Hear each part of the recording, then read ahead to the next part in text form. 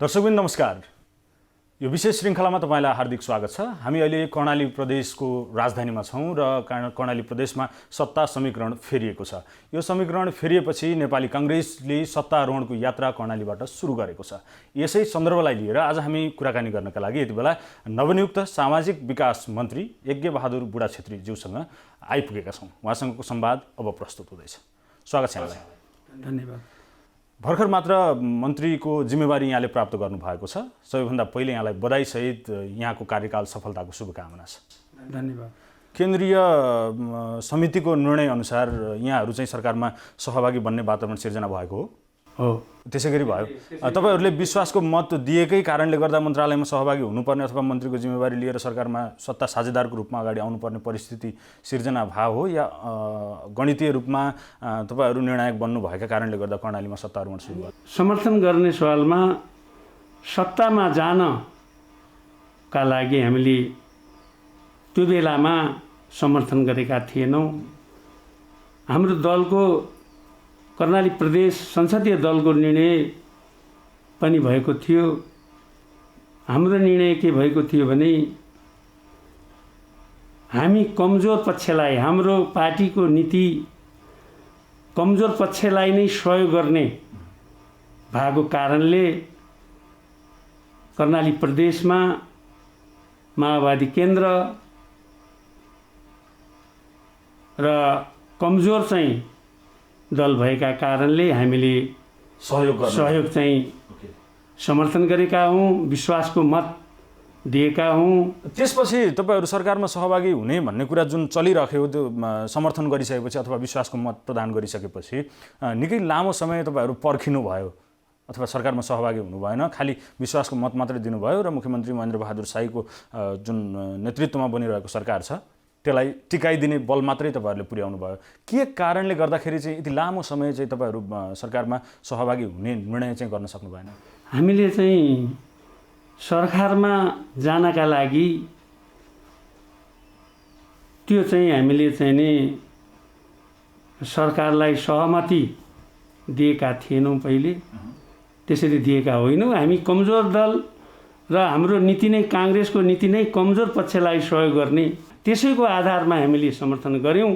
अहिले हाल आएर सत्तामा हामी जानका कारणहरू त्यहाँनिर चाहिँ एकछिनपछि जाउँला। जस्तो 74 को निर्वाचनपछि काङ्ग्रेसले एउटा म्यान्डेट पायो जनताबाट, जो चाहिँ प्रमुख प्रतिपक्षको म्यान्डेट हो भनेर काङ्ग्रेसकै दलका शीर्ष नेताहरूले चाहिँ हामी प्रतिपक्षको म्यान्डेट प्राप्त गर्यौँ जनताबाट, त्यस कारणले गर्दा हाम्रो सत्ता आरोहणको सम्भावना चाहिँ छैन र हामी प्रतिपक्षमै बसेर रचनात्मक भूमिका निर्वाह गर्छौँ भनिरहेको एउटा सन्दर्भ थियो। पछिल्लो पटक चाहिँ 74 पछि कर्णालीबाट चाहिँ काङ्ग्रेसले सत्तारोहणको यात्रा सुरु गर्यो। यसले चाहिँ राष्ट्रिय राजनीतिमा राख्न सक्ने अर्थ अथवा यसले के सङ्केत चाहिँ गर्दछ? यो संविधानको अक्षरश पालन गरेर 2/3 भन्दा बढीको सरकार थियो कर्णाली प्रदेशमा।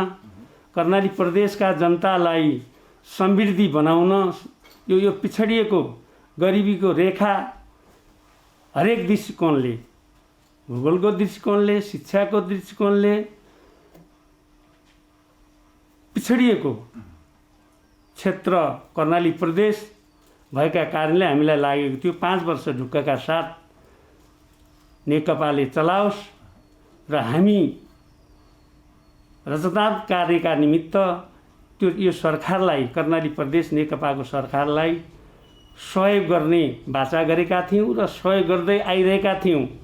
र नेपाली जनताले पनि के अनुभूति गरे अथवा कर्णाली प्रदेशका 17 लाख दाजुभाइ दिदीबहिनीहरूले पनि के अनुभूति गरे भने होइन, अब नेपाली काङ्ग्रेस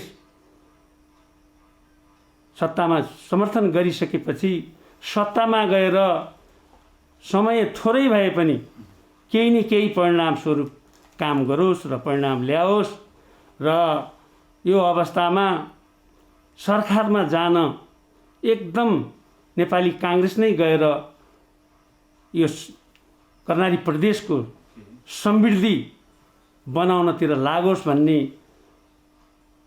कर्णाली प्रदेशका दाजुभाइ दिदीबहिनीहरूको धेरै जिज्ञासा भएका कारणले पनि नेपाली काङ्ग्रेस ढिलै भए पनि सरकारमा गएको छ। अब हामी कर्णालीको पेरिफेरीमा रहेर कुरा गरौँ है। अब तपाईँ मन्त्री भइसक्नुभयो, काङ्ग्रेस सरकारमा सहभागी भइसक्यो, अब सत्ता साझेदार दलका रूपमा नेपाली काङ्ग्रेस कर्णालीबाट चाहिँ यात्रा आरम्भ गरेको छ। यो बिचमा चाहिँ प्रमुख सत्ता साझेदारका हिसाबले तपाईँ र भनौँ नेपाली काङ्ग्रेस र नेकपा माओवादी केन्द्रको साझेदारी भएका कारणले गर्दा यो सम्मानजनक सहभागिता महसुस गरेको छ नेपाली काङ्ग्रेसले 2वटा मन्त्रालयको मात्रै जिम्मेवारी लिएर? सम्मानजनक हामीले नितान्त काङ्ग्रेसको सम्मानजनक कर्णाली प्रदेशका दाजुभाइ दिदीबहिनीहरूको अनुरोधमा जुन हामीलाई 2टा चाहिँ मन्त्रालयहरू पाएका छौँ र त्यो अनुरोधका कारण हामीलाई हालको निमित्त सम्मान भएकै महसुस भएको छ। मन्त्रीजी, बजार चर्चा के पनि छ भने जस्तो तपाईँहरूको यो सत्ता साझेदारी हुँदाखेरि चाहिँ मुख्यमन्त्री नै पछि काङ्ग्रेसले लिने गरी अथवा कर्णाली सरकारको नेतृत्व काङ्ग्रेसले गर्ने गरी हालका लागि 2 मन्त्रालय लिने भन्ने खालको सहमति बन्यो रे, आन्तरिक सहमति भन्ने खालको बजार चर्चाहरू छन्, यसमा कतिको सत्यता छ? अब यो त सहमतिको साझेदारी हिसाबले चलेको चाहिँ सरकार भएका कारणले भोलिका आउने दिनहरूमा नेपाली काङ्ग्रेसको विश्वास र भरोसाले जुन अगाडि बढ्छ र हाम्रा रचनात्मक कार्यहरूलाई हामी अगाडि बढाउन सक्छौँ र त्यसको साथै मुख्यमन्त्रीज्यू लगायत हाम्रो संसदीय दलको नेताज्यू लगायत सत्ता साझेदारी दलमा सहमतिकै आधारमा अगाडि बढ्ने कुरा पनि म यो नेपाल टेलिभिजन मार्फत म हेरिरहनुभएका सुनिरहनुभएका देश विदेशबाट हेरिरहनुभए र सुनिरहनुभएका दाजुभाइ दिदीबहिनीहरूलाई यो कुरा जानकारी गराउँछ। जस्तो अलि प्रश्नसँग भन्दाखेरि त्यस्तो खालको कुनै लिखित सहमति त्यस्तो खालको केही भएको थियो सरकार साझेदारीका विषयमा पछि नेतृत्व हस्तान्तरण गर्ने गरी हालका लागि 2टा मन्त्रालय भन्ने अलिक खुल्ने गरी भन्न मिल्छ? यो चाहिँ सत्ता साझेदारीको प्रमुख जिम्मेवारी लिनका लागि मैले अघि नै भनिसकेँ, सहमतिको आधारमा भोलि त्यो हुन पनि सक्छ। आलो पालो गर्ने गरी दलको हाम्रो आदरणीय नेता जीवनबहादुर साईजी, मुख्यमन्त्री आदरणीय महेन्द्रबहादुर साईजी, उहाँहरूको आन्तरिक सहमतिमै हाम्रो दलको नेताज्यूले हाम्रो दलको बैठकमा तिनी कुराहरू राख्नुहुनेछ र मैले भनिसकेँ सहमति र साझेदारीको सरकार भएको कारण भोलिका आउने दिनहरूमा त्यो चाहिँ सम्भावना चाहिँ छ। अहिले ठ्याक्कै यसै भनिहाल्नुपर्ने अवस्था। ओके, अब कर्णाली प्रदेश यो भौगोलिक विकटताले पनि गाँजेको प्रदेश, धेरै खालका अवसरहरूबाट पछाडि परेको प्रदेश भनेर अघि तपाईँले पनि थोरै कुरा कोट गर्नुभएको छ। यो अवस्थामा अहिले चाहिँ विश्व नै कोरोना महामारीको यो सङ्कटबाट गुज्रिराखेको सन्दर्भ छ। नेपालमा पनि त्यसको प्रभाव असाध्यै पर्यो, केही मान्छेहरूले ज्यान गुमाउनु भयो कोरोनाका कारणले गर्दा, केही सङ्क्रमितहरूको अहिले पनि उपचार भइरहेको छ र अझ कर्णालीमा खास गरी धेरै क्षेत्रहरूमा स्वास्थ्यका क्षेत्रहरूमा काम गर्न बाँकी छ भन्ने खालको आम बुझाइ छ। जस्तो भौतिक पूर्वाधारमा स्वास्थ्यका संरचनाहरू उपलब्धता त्यति पर्याप्त छैन, जनशक्तिको उपलब्धता त्यति पर्याप्त छैन, यी क्षेत्रहरूमा अझै काम गर्नुपर्ने अवस्था छ भनेर आम बुझाइ छ। त्यसै गरी हेलिकप्टरबाट उद्धार गर्नुपर्ने बाध्यात्मक अवस्था अहिले पनि छ कर्णालीका विभिन्न जिल्लाहरूमा। यो विषयलाई केन्द्रमा राखेर अब बजेटको सार्वजनिक हुने अथवा बजेट प्रस्तुत हुने मुखैमा काङ्ग्रेस सरकारमा सहभागी भई अझै सामाजिक विकास मन्त्रालयको नेतृत्व लिइरहँदा अबको वर्ष स्वास्थ्य क्षेत्रको प्रवर्धन र विकासका लागि प्राथमिकताका क्षेत्रहरू के हुन्, कसरी चाहिँ बजेटमा आफ्ना योजनाहरूलाई चाहिँ अगाडि सार्दै हुनुहुन्छ? त्यो सन्दर्भमा भन्नुपर्दा सर्वप्रथम ज्यान बचाउन अथवा ज्यान रहे सब ठिक रहन्छ, प्राण रहे सब थोक हुन्छ भन्ने कुरालाई आत्मसात गरेर कर्णाली प्रदेश सामाजिक मन्त्रालय अन्तर्गतको जुन कर्णालीका दाजुभाइ तथा दिदीबहिनीहरूको यो सङ्क्रमित जुन यो अवस्थामा कोभिडबाट अथवा सरुवा रोगबाट बचाउनका निमित्त र कोभिडलाई रोकथाम नियन्त्रणका लागि कर्णाली प्रदेश सामाजिक मन्त्रालयले सर्वप्रथम प्राथमिकता यो कसरी रोकथाम र नियन्त्रण गर्न सकिन्छ भन्ने आगामी वर्षको बजेटमा हामीले सर्वप्रथम प्राथमिकता स्वास्थ्यलाई दिएर नै दिने हामीले त्यो सोचेका छौँ।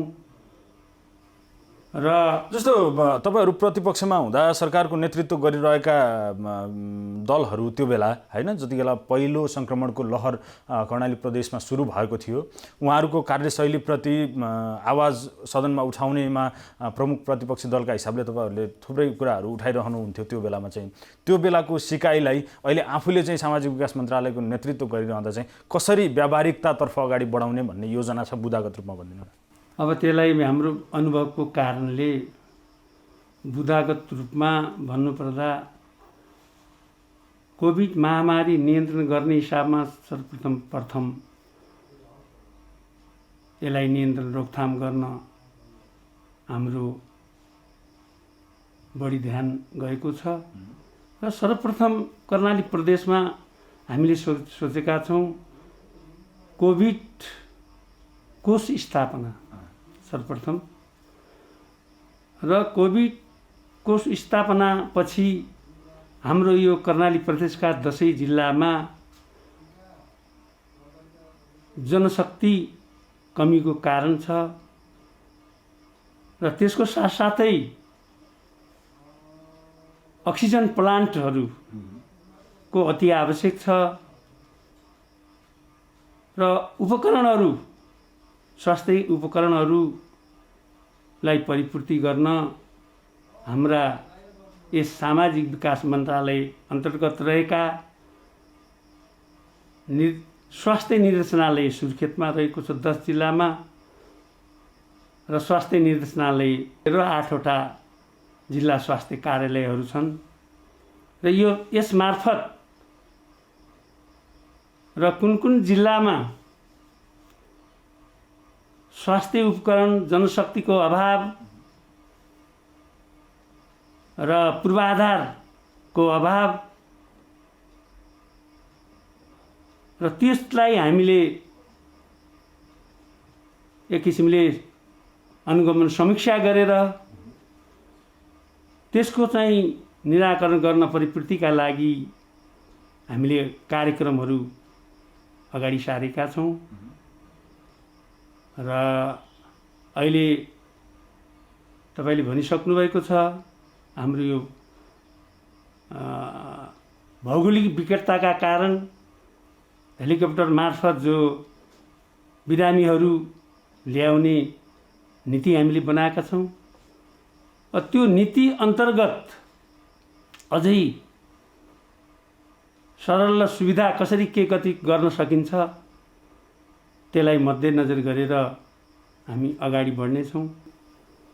जस्तो मन्त्रीज्यू अब हेलिकप्टरबाट चार्टर गर्दाखेरि प्लेनको भाडा उपचारभन्दा बढी महँगो पर्न जाने पनि अवस्था होला कतिपय ठाउँहरूमा।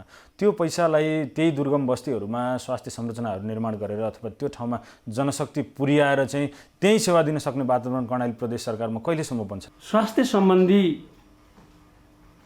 हरेक अघि नै इक्विपमेन्टका कुराहरू छ,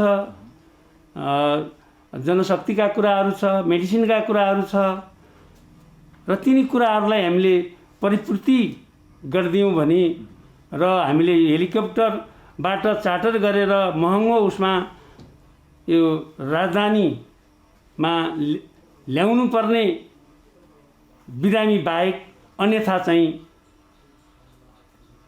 सम्बन्धित जिल्लाहरूमै उपचार हुने व्यवस्थाको हामी तर्जुमा गर्ने लागिरहेका छौँ र त्यसकारण स्वास्थ्य क्षेत्रलाई सर्वप्रथम हाम्रो स्वास्थ्य क्षेत्रलाई मजबुत बनाउन लागि मैले पदभार ग्रहण गरेकै दिनमा मैले एउटा निर्णय गरेँ जो कि कोभिड-19बाट मृत्यु वरण गर्न नपरोस् कर्णालीका दाजुभाइ यो प्रदेशका दाजुभाइ दिदीबहिनीहरूलाई भनेर समयमै कोभिड भ्याक्सिन लगाउने व्यवस्थापनका लागि मैले रकमको पनि तर्जुमा गरेँ। अब त्यसको साथसाथै अब भर्खरै यो मन्त्रालयमा प्रवेश गरेको छु र मेरो दलको अथवा निर्णयअनुसार र सरकारका गतिविधिहरू र सरकारले गर्नुपर्ने यो मन्त्रालयले म स्वास्थ्य मन्त्रीको हैसियतले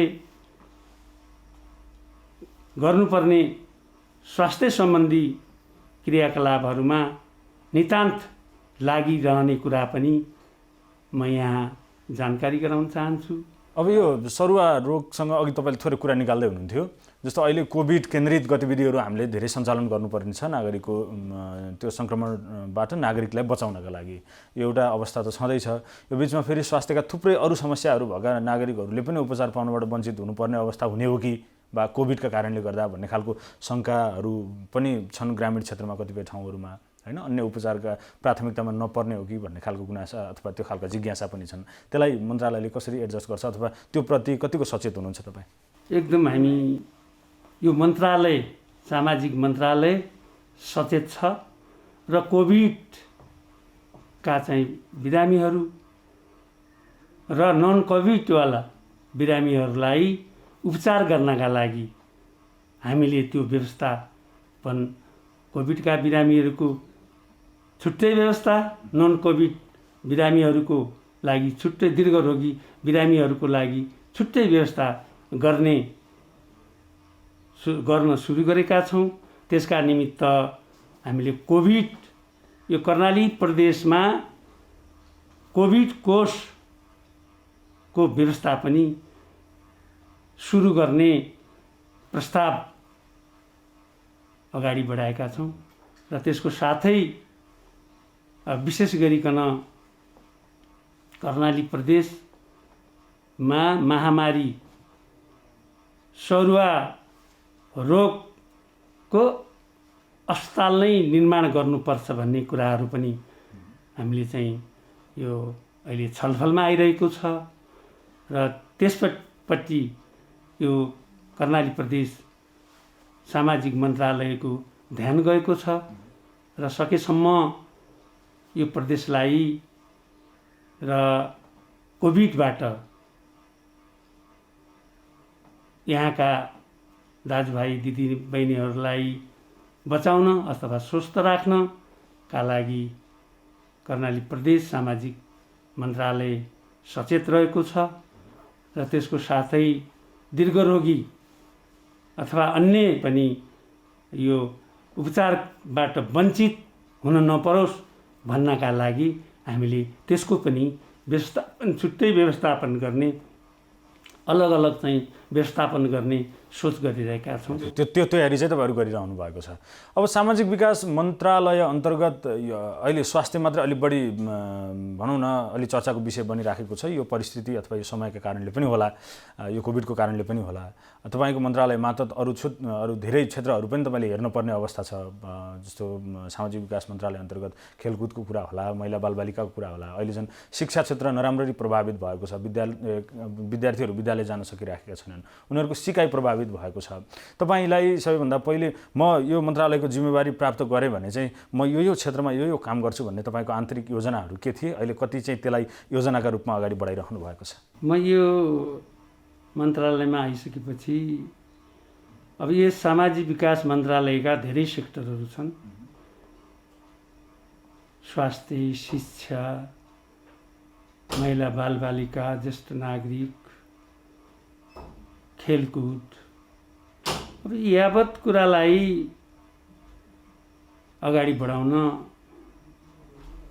यस मन्त्रालयले आफ्ना भावी योजनाहरू तय चाहिँ गर्न लागिरहेको छ। यो प्रदेशका नागरिकलाई अब यो कर्णाली प्रदेशको राजधानी भएका खातिर यहाँ यसो हेर्दा यहाँ नागरिक आवास गृहको आवश्यकता, जो कि यो प्रदेशका दाजुभाइ दिदीबहिनीहरू यो राजधानी आउँदा सरल सुविधा होस् र मितव्ययिता एकदम थोरै पैसाले पनि यो प्रदेशमा बसेर स्वास्थ्य उपचार अन्य कार्यालयका कामहरू गर्न सकुन् भन्ने अभिप्रायले हामीले चाहिँ एउटा नागरिक आवास गृहको नयाँ सिर्जना गर्ने सोच गरेका छौँ। त्यसको साथै यो प्रदेशमा अति दलित विपन्न परिवारलाई स्वास्थ्य क्षेत्रमा स्वास्थ्यको पहुँच पुगाउनका लागि हामीले चाहिँ यो नागरिक समाजबाट नै एक किसिमको कार्यक्रम लिएर यस क्षेत्रका कुना कन्दरामा पुग्ने खालको एउटा वातावरण सोच गरेका छौँ। त्यसको साथसाथै र एकदम अति विपन्न दलितलाई बिमाको स्वास्थ्यमा पहुँच पुगोस् भनेर बिमाको व्यवस्था गर्ने पनि सुरु गर्न खोजिरहेका छौँ। खेलकुद क्षेत्रमा अब खेल मैदानदेखि लिएर अब यो कसरी हामीले सर्वप्रथम यो राजधानीकै उसमा रहेको रङ्गशाला जो छ त्यसलाई कसरी अगाडि बढाउने र त्यसलाई सुधार कसरी निर्माण गर्न सकिन्छ भन्ने कुरा पनि हाम्रो छलफलमा आएको छ र अझै हामी अन्तिम टुङ्गोमा लागिसकेका छैनौँ। र त्यसको साथसाथै यहाँ विपन्न परिवारदेखि लिएर विभेदका कुराहरू, यहाँ छाउपडी प्रथाका कुराहरू छन्, अझै यता कता कहीँ जातीय विभेदका कुराहरू छन्। त्यसलाई निराकरण गर्ने कसरी गर्न सकिन्छ र भोलि सबैलाई सचेत र क्रियाशील बनाउन कसरी सकिन्छ, उनले समान व्यवहार समान किसिमले सम्मान कसरी पाउन सक्छ त्यो समुदायले भन्ने खालको हामीले नीति ल्याउन खोजिरहेका छौँ। र त्यसको साथै अब मानवीय संसाधनका कुराहरूमा पनि हाम्रो ठुलो ध्यान गएको छ र यसको साथै समाजका विकृति हटाउने कुरामा अब अस्ति भर्खरै घटना घटिरहेको छ कि राउटे समाजको हाम्रा दिदीबहिनीहरू ती दुईटा बालिकाहरू एकदम अवमाननीय व्यवहार चाहिँ भएको छ, क्रूर चाहिँ व्यवहार गरिरहेका छन्। त्यसलाई चाहिँ र त्यो समुदायलाई, राउटे समुदायलाई कसरी व्यवस्थित गर्न सकिन्छ र उहाँहरूको त्यो फिरन्ते जीवनलाई एउटा समुदायमा व्यवस्थित कसरी गर्न सकिन्छ भन्ने खालको पनि हामीले त्यो कुरा पनि अगाडि बढिरहेको छ र त्यो समुदायलाई एउटा चेतनाको अभिवृद्धि, समाजमा घुलमिल गर्न सक्ने वातावरण, एउटा समाजमै शिक्षादेखि लिएर सामाजिक उत्थानमा लाग्ने एउटा वातावरण कसरी गराउन सकिन्छ भन्ने खालको सोच हाम्रो गएको छ र हामी छलफलमा छौँ।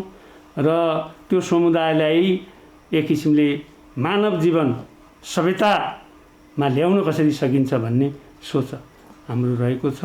र अन्याय परेका जुन तिनी दुईटा नाबालिकाहरू छन् तिनलाई न्याय कसरी दिलाउन सकिन्छ भन्ने पनि हाम्रो सोच गएको छ। अहिले अब भर्खर पदभार भइरहँदाखेरि अब धेरै योजनाहरू चाहिँ तपाईँहरूका प्लानिङका कुराहरूमै बढी केन्द्रित भयो। यो छलफल चाहिँ अब केही समयपछि फेरि हामी तपाईँसँग त्यो कार्यान्वयनको चरणमा आइसकेपछि के काम भयो त्यो विषयमा फेरि समीक्षा गरौँला नै। अब अन्तिममा जाँदा जाँदै स्वास्थ्य क्षेत्रलाई नै फेरि जोडौँ एकपटक। स्वास्थ्य कर्मीहरूको एक त पर्याप्तता नभएको प्रदेशका हिसाबले पनि भएका जनशक्तिलाई अधिकतम प्रयोग गर्नुपर्ने एउटा खालको बाध्यता छ। त्यो बिचमा उहाँहरूलाई प्रोत्साहनका लागि चाहिँ सरकारका कस्ता कार्यक्रमहरू छन्?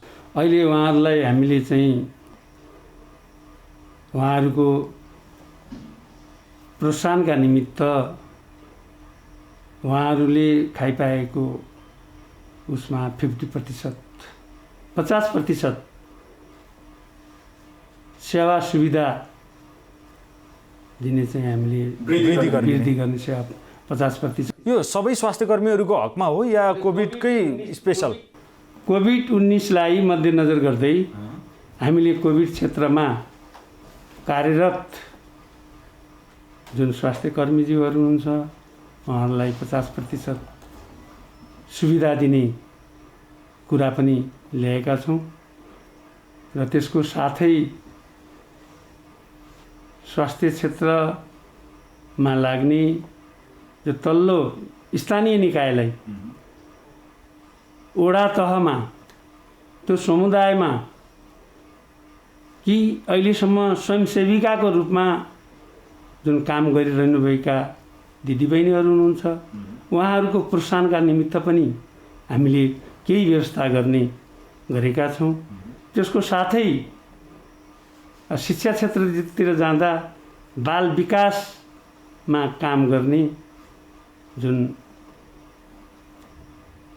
सहयोगीहरूलाई पनि हामीले यो सामाजिक विकास मन्त्रालयले केही सुविधा दिने व्यवस्था गर्न खोजेका छौँ र अब शिक्षकहरूको हकमा अब हाम्रो चाहिँ अब नीति अझै हाम्रो छलफलमा छ।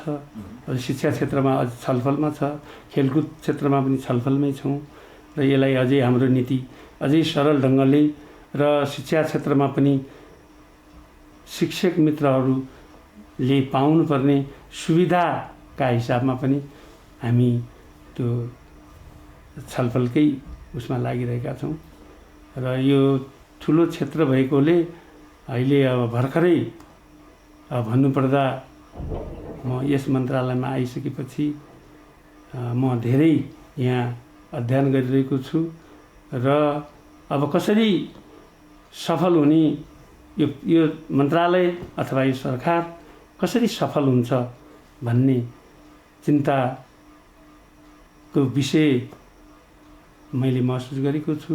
समय पनि छोटो छ। मैले सिर्फ के भन्न खोजिरहेको छु भने छोटै समय भए पनि थोरै मात्रामा काम गर्न सके पनि परिणामस्वरूप काम हाम्रो होस्, देखिने गरी काम होस् र प्रत्यक्ष कर्णाली दाजुभाइ तथा दिदीबहिनीहरूले त्यसको लाभ चाहिँ प्राप्त गरून् भन्ने मेरो मनसाय छ। हुन्छ, यहाँको यो समयका लागि धेरै धेरै धन्यवाद। त्यसै गरी यहाँको कार्यकाल सुखद र स्मरणीय बनोस्, हाम्रो शुभकामना छ। धन्यवाद। नेपाल टेलिभिजनको यो युनिटलाई पनि जुन मेरो मन्त्रालयमा आएर मेरा आफ्ना कुराहरू अथवा यस मन्त्रालयका गतिविधिको बारेमा र स्वयं मेरो आफ्नो व्यक्तिगत कुराहरू राख्ने एउटा अवसर प्रदान गर्नुभएकोमा यो नेपाल टेलिभिजनलाई यो कर्णाली प्रदेशको सामाजिक मन्त्रालयको तर्फबाट र मेरो स्वयं आफ्नै व्यक्तिगत तर्फबाट यो टिमलाई हृदयदेखि नै धन्यवाद ज्ञापन गर्न चाहन्छु। दर्शक महानुभावहरू, हामीले अहिले संवाद गऱ्यौँ कर्णाली प्रदेशका सामाजिक विकास मन्त्री यज्ञबहादुर बुढाछेत्रीज्यूसँग। उहाँले पदभार ग्रहण गरिसकेपछि अब आगामी आर्थिक वर्षमा चाहिँ कस्ता खालका कार्यक्रमहरूलाई अगाडि बढाउँदै हुनुहुन्छ यस विषयमा अलि बढी केन्द्रित रहेर कुराकानी गर्ने प्रयास हामीले गरेका थियौँ। यद्यपि उहाँ भर्खर मात्र पदभार हुनुभएको कारणले गर्दा उहाँले धेरै क्षेत्रसँग अझै छलफलकै क्रममा रहेको बताउनु भएको छ। यो बिचमा कर्णाली प्रदेशमा कोभिडका कारणले सङ्क्रमित हुनुभएकाहरूको उपचारको व्यवस्थापनमा तदारुकताका साथ अगाडि कार्यक्रमहरू प्रस्तुत गर्ने कुरा चाहिँ हामीसँगको संवादमा उहाँले गर्नुभएको छ। यहाँलाई अहिलेसम्म हेरिदिनु भएकोमा तपाईँलाई धेरै धेरै धन्यवाद। हामी सबैलाई बिदा दिनुहोस्। नमस्कार।